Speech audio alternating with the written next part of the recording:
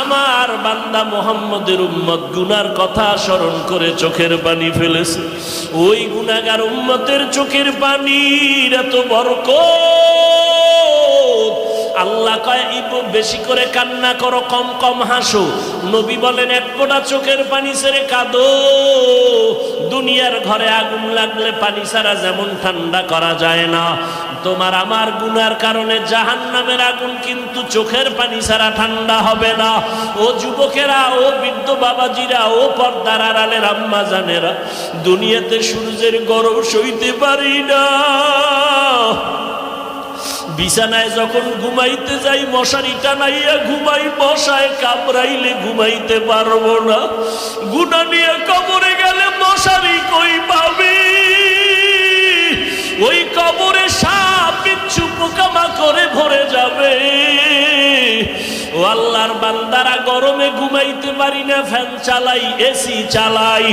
গুনাহ নিয়ে কবরে গেলে জাহান্নামের আগুনের গরম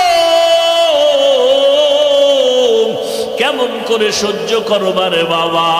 এখনো কি সময় হয় নাই তওবা করবা না? ওরে বান্দা, কয়দিন আর বাঁচবা? এখনো কি জাহান্নামের ভয় অন্তরে আসে না? ওরে মা বাবার শাস্তির ভয়ে যদি সন্তান কান্না করতে পারে, ওস্তাদের শাস্তির ভয়ে যদি ছাত্র কান্না করতে পারে, আমার মাওলার আযাবের ভয় কি কম?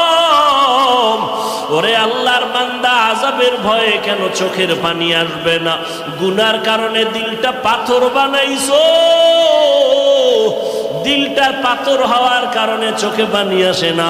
মাওলারে মনে মনে ডাকো আর বলো, দয়ার মালিক, দিলটা নরম বানায় দাও, কান্নাওয়ালা চক্ষু দান করো আল্লাহ। ও যুবক, তোমার মতো যুবক স্কুলে পড়ে, কলেজে পড়ে, 5 ওয়াক্ত নামাজি নাই।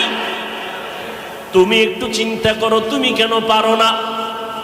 তোমার মতো যুবক র্যাব, আর্মি, পুলিশ, বিডিআর এর চাকরি করে, নামাজ ছাড়ে না। তুমি নিজেরে প্রশ্ন করো, তুমি কেন পারো না? ও আল্লাহর বান্দা ও বৃদ্ধ বাবাজিরা, আপনাদের মতো কত বুড়া মানুষ যত কষ্ট হোক নামাজ ছাড়ে না, আপনি কেন পারেন না? ও পর্দার আড়ালের আম্মা জানেরা, আপনার কত কত বড় মা এই এলাকায় খুঁজে